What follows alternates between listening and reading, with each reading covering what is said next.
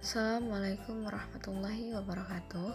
Perkenalkan, nama saya Tri Meliani dengan NIM 06141382025058. Di sini saya memenuhi mata kuliah Sejarah dan Perkembangan Pendidikan, yang mana mata kuliah ini diampu oleh dosen Ibu Dr. Sri Sumarni MPD dan Ibu Mahyumi Rantina MPD. Selamat menyaksikan semuanya. Baiklah, di sini saya akan membahas mengenai sejarah dan perkembangan pendidikan pada masa Orde Lama. Orde secara harfiah dapat diartikan sebagai zaman atau masa.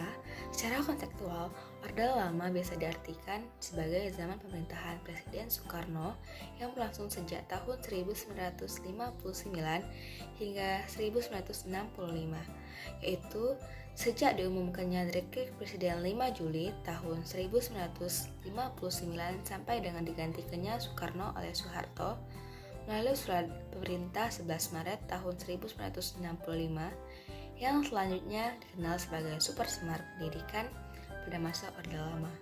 Terutama difokuskannya antara tahun 1950 sampai 1966. Sebagaimana diketahui, sesudah konferensi Meja Bundar pada tahun 1949, terbentuklah Republik Indonesia Serikat. Di dalam RIS diatur mengenai pendidikan dan pengajaran. Di dalam Undang-Undang RIS juga diatur mengenai pendidikan nasional. Secara umum, pendidikan Orde Lama sebagai wujud interpretasi pasca kemerdekaan di bawah kendali kekuasaan Soekarno, memberikan ruang bebas terhadap pendidikan. Pemerintahan yang berasaskan sosialisme menjadikan rujukan dasar bagaimana pendidikan akan dibentuk dan dijalankan demi membangun dan kemajuan bangsa Indonesia di masa mendatang. Pada prinsipnya, konsep sosialisme dalam pendidikan memberikan dasar bahwa pendidikan merupakan hak semua kelompok masyarakat tentang memandang kelas sosial.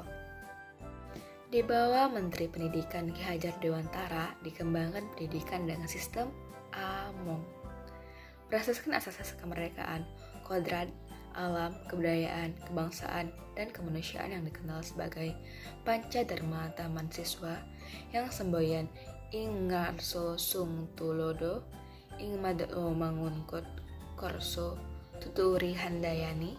Pada tahun 1950 diundangkan pertama kali Peraturan Pendidikan Nasional, yaitu Undang-Undang Nomor 4 atau 1950 yang kemudian disempurnakan menjadi Undang-Undang Nomor 12 tahun 1954 tentang dasar-dasar pendidikan dan pengajaran di sekolah. Pada tahun 1961 diundangkan Undang-Undang Nomor 22 tahun 1961 tentang pendidikan tinggi, dilanjutkan dengan Undang-Undang Nomor 14 tahun 1965 tentang Majelis Pendidikan Nasional, dan Undang-Undang Nomor 19 tahun 1965 tentang Pokok-pokok Sistem Pendidikan Nasional Pendidikan atau Pancasila. Sejarah pendidikan pada masa Orde Lama. Sejarah pendidikan Indonesia pada masa Orde Lama dapat dilihat dengan sesuai pembagian kurun waktu yang ditandai dengan peristiwa penting dan tonggak sejarah sebagai pengingatnya. Di antaranya periode 1945 sampai 1950 dan periode 1950 sampai 1966. Adapun sistem pendidikan pada periode tersebut: A. Periode 1945 sampai 1950. Sistem persekolahan sesudah Indonesia merdeka yang berasaskan satu jenis sekolah untuk 3 pendidikan seperti pada masa Jepang tetap diteruskan. Sedangkan rencana pembelajaran pada umumnya sama dan bahasa Indonesia ditetapkan sebagai bahasa pengantar untuk sekolah. Buku-buku pelajaran yang digunakan adalah buku hasil terjemahan dari bahasa Belanda ke dalam bahasa Indonesia yang sudah dirintis sejak zaman Jepang. Adapun sistem pendidikan yang berlaku sejak tahun 1945 sampai 1950 adalah sebagai berikut. Pertama, pendidikan rendah.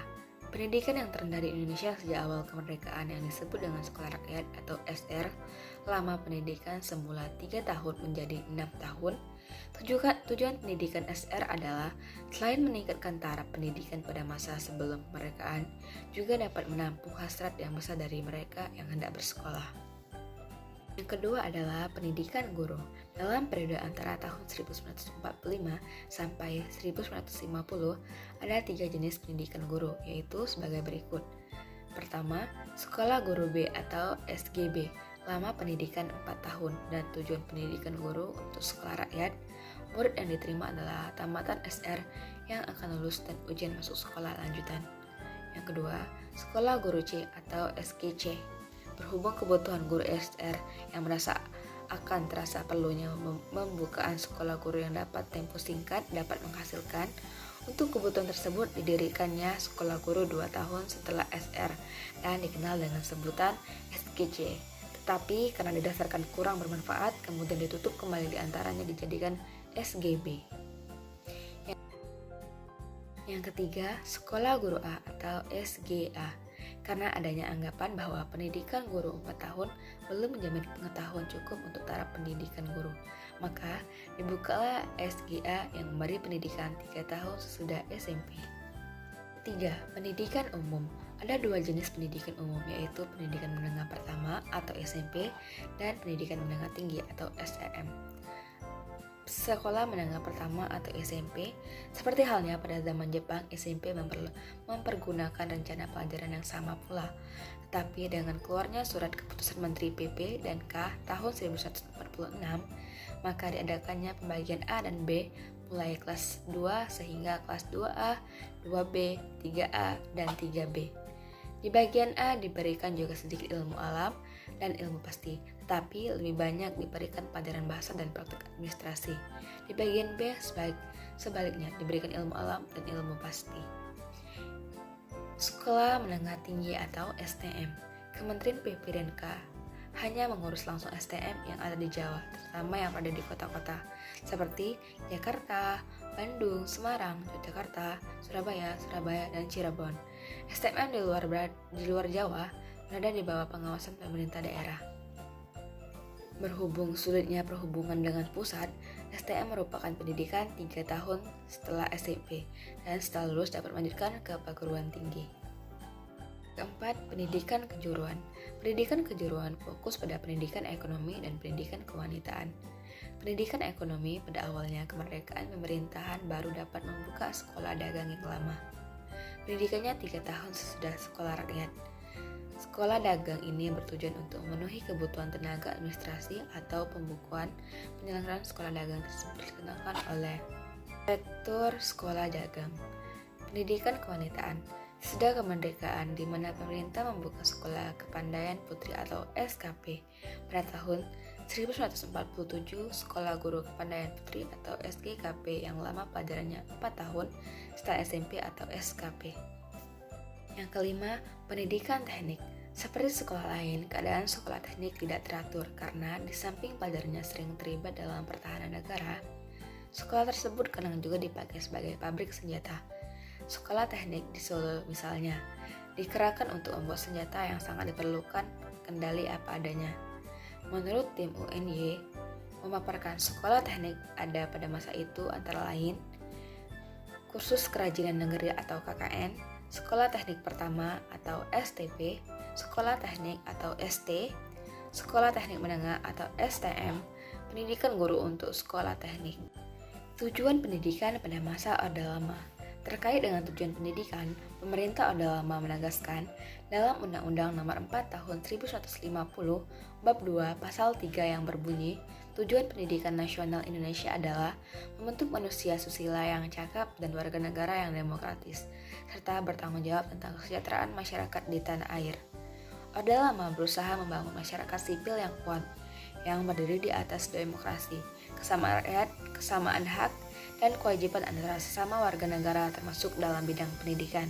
Sesungguhnya, inilah amanat Undang-Undang Dasar 1945 yang menyebutkan salah satu cita-cita pembangunan nasional adalah mencerdaskan kehidupan bangsa. Kurikulum pada masa Orde Lama. Kurikulum pada masa Orde Lama dibagi menjadi 3 kurikulum diantaranya. Pertama, rentang tahun 1945 sampai 1968. Kurikulum pertama yang lahir pada masa kemerdekaan menjadi istilah dalam bahasa Belanda, Leerplan, artinya rencana pelajaran. Perubahan arah pendidikan lebih bersifat politis dari orientasi pendidikan Belanda ke pendidikan nasional, kepentingan nasional. Sedangkan asas pendidikan yang ditetapkan Pancasila, kurikulum yang berjalan saat itu dikenal dengan sebutan Rencana Pelajar 1947 yang baru dilaksanakan pada tahun 1950. Orientasi Rencana Pelajar tahun 1947 tidak menekankan pada pendidikan pikiran, yang diutamakannya adalah pendidikan mata, kesadaran bernegara dan bermasyarakat. Kedua adalah Rencana Pelajaran Turai 1952. Kurikulum ini lebih merinci setiap mata pelajaran yang disebut Rencana Pelajaran Turai 1952. Silabus mata pelajarannya jelas sekali, dan seorang guru mengajar satu mata pelajaran. Yang ketiga, kurikulum 1164.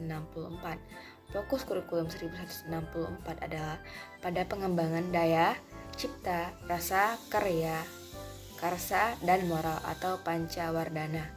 Mata pelajarannya diklasifikasikan dalam 5 kelompok. Bidang studi moral, kecerdasan, emosional atau artistik, keterampilan jasmania. Kebijakan pada masa Orde Lama. Kebijakan pemerintah Orde Lama di bidang pendidikan itu dibagi menjadi 2 bagian, yaitu kebijakan pendidikan yang bersifat umum dan kebijakan pendidikan yang berkaitan dengan pendidikan agama, khususnya pendidikan Islam dan madrasah. Yang pertama, kebijakan pendidikan secara umum. Sebagai langkah awal kebijakan pemerintah dalam menangani masalah pendidikan di Indonesia, dibentuklah Kementerian Pendidikan, Pengajaran, dan Kebudayaan dengan Ki Hajar Dewantara sebagai pemangku jabatan menteri yang pertama. Setelah terbentuknya Kementerian Pendidikan tersebut, maka diadakanlah berbagai usaha perubahan pada sistem pendidikan di Indonesia, serta penyesuaiannya dengan keadaan yang baru. Kedua yaitu kebijakan yang terkait dengan pendidikan Islam dan madrasah. Secara khusus, kebijakan pemerintah Orde Lama yang memberikan perhatian terhadap pesantren dan madrasah baru dimulai diberikan ketika Badan Pekerja Komite Nasional Indonesia Pusat pada tanggal 27 Desember 1945 menyampaikan rekomendasi kepada pemerintah. Salah satu isi rekomendasi tersebut menyebutkan bahwa madrasah dan pesantren yang pada dasarnya merupakan satu alat dan sumber pendidikan dan pencerdasan rakyat jelata yang sudah terakar dan menguat dalam masyarakat Indonesia umumnya, hendaknya pula mendapat perhatian dan bantuan nyata berupa tuntutan dan bantuan material dari pemerintah. Mungkin hanya itu yang dapat saya sampaikan, lebih dan kurangnya saya mohon maaf. Kepada Allah saya mohon ampun. Saya akhirin ucapan wabillahi taufiq wal hidayah. Wassalamualaikum warahmatullahi wabarakatuh. Terima kasih semuanya.